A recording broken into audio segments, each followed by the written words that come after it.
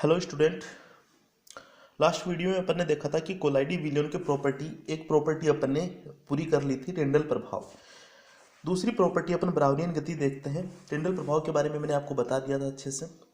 Brownian गति का मतलब क्या होता है, देखो मैं आपको सीधा सिंपल बताऊं कि आपने टिंडल प्रभाव जब देखा था उसमें आपने यही देखा था कि लंबवत प्रकाश के लंबवत देखने से अपने को प्रकाश का एरो दिखाई देता है, प्रकाश की तरंगें दिखाई देती है। उसमें आपने ये देखा होगा कि कुछ कोलाइडी कण होते हैं और वो इधर इधर उधर उधर टेढ़े मेढ़े गति करते रहते हैं। उसी को अपन क्या बोलते हैं, ब्राउनियन गति बोलते हैं। तो देखो आपको साइंटिफिक भाषा में क्या लिखना है। एक रॉबर्ट ब्राउन नाम का साइंटिस्ट था। उसने, हालांकि ये मतलब जीव विज्ञान का साइंटिस्ट था, फिर भी इसने क्या किया था कि जो परागकण हैं उनमें देखा कि ये जो परागकण है, जल में परागकण, वो क्या होते हैं, लगातार गति करते रहते हैं। फिर जैसे जैसे माइक्रोस्कोप आया तो माइक्रोस्कोप से देखने से पता चला कि द्रव विरोधी जो शोल होते हैं, इनके कण भी परागकणों के समान ही टेढ़े मेढ़े पथ पर गति करते हैं। द्रव में निलंबित इन कणों की इस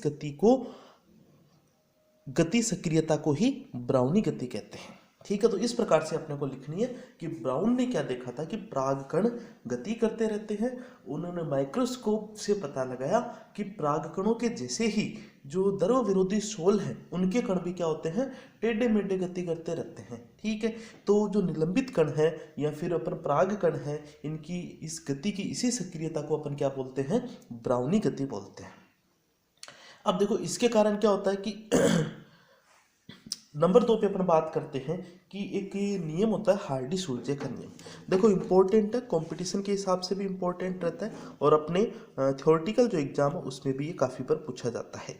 तो हार्डी-सुलज़े का नियम देखना, इस नियम के अनुसार कोलाइडी कण अपने से विपरीत आवेशित आयन द्वारा स्कंदित हो जाते हैं। जैसे कि अपन ने जो विद्युत अपवहन पढ़ा था लास्ट वीडियो में, उसमें भी अपन ने ये देखा था कि कोलाइडी कण कहाँ जाते हैं, अपने से विपरीत आवेशित जो आयन है उस पर जा जाके बैठ जाते हैं। ठीक है, उस पर जाके स्कंदित हो जाते हैं। तो यह आयन सक्रिय आयन कहलाता है। जब सक्रिय आयन की संयोजकता जितनी अधिक होती है, वह आयन स्कंदन के लिए उतना ही अधिक प्रभावी होता है।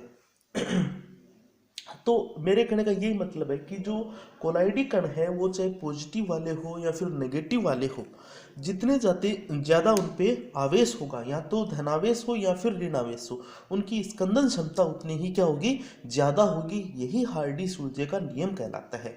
तो हार्डी-सुलज़े नियम के अनुसार कोलाइडी कण पे जितने ज़्यादा मात्रा में आवेश होंगे, उनकी स्कंदन क्षमता उतनी ही ज़्यादा होगी। अब देखो अपन आगे देखते हैं कि जैसे एग्जाम्पल अपन ने लिया, यहाँ से ये चीज़ें पूछी जाती हैं कि AS2S3 के कोलाइडी विलयन पर सोडियम प्लस मैग्नीशियम +2 एल्यूमिनियम +3 धनायनों के अवक्षेपणकारी प्रभाव निम्न अनुसार है। तो इसमें यह पूछा जाता है कि मान लो इस प्रकार का कोलाइडी विलयन है। इसमें क्या है कि सोडियम मैग्नीशियम Al+3 आयनों का स्कंदन क्षमता का क्रम बताइए। तो क्या हो जाता है, देखो इनमें सोडियम पे 1 चार्ज है, मैग्नीशियम पे 2 है, एल्यूमिनियम पे +3 है।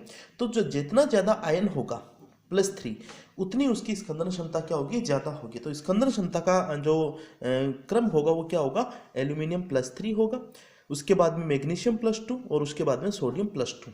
एक एग्जाम्पल इसमें और लिया है कि मान लो एक सॉल्यूशन है FeOS3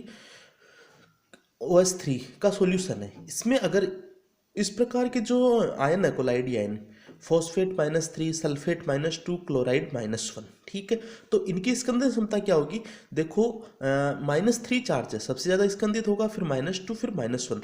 कहने का मतलब है चाहे पॉजिटिव ज़्यादा हो या फिर नेगेटिव ज़्यादा हो, ठीक है, उनकी स्कंदन क्षमता क्या होगी, उतनी ही ज़्यादा होगी। ये बताया था हार्डी-सुलज़े के नियम ने। बिल्कुल छोटा सा ये इसका नियम है। उसके बाद में देखो, उसके बाद में एक नेक्स्ट टॉपिक है, छोटा सा टॉपिक है, ये भी आपको काफ़ी बार शॉर्ट नोट में पूछा जाता है कि रक्षण तथा स्वर्ण संख्या।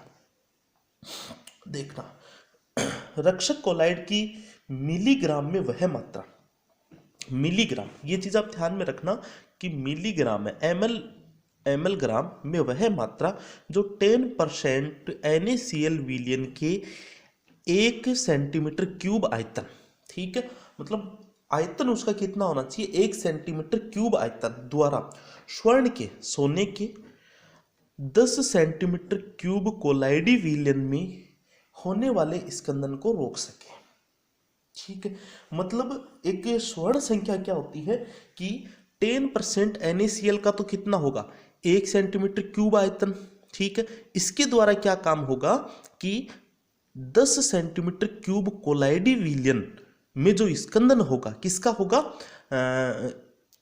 मिलीग्राम की वह मात्रा, कोलाइड, किसी भी कोलाइड का जो स्कंदन होगा कहाँ पे, स्वर्ण के 10 सेंटीमीटर क्यूब कोलाइडी विलयन में, और वो किसके द्वारा, 10% NaCl विलयन के इतने आयतन के द्वारा रोका जा सकता है। इस संरक्षी कोलाइडी की स्वर्ण संख्या कहलाती है, उस संरक्षी कोलाइडी की, उस कोलाइडी के संरक्षी की स्वर्ण संख्या कहलाती है। मतलब ये स्वर्ण संख्या किस पे लागू होती है, ये कोलाइडी विलयनों पे लागू होती है।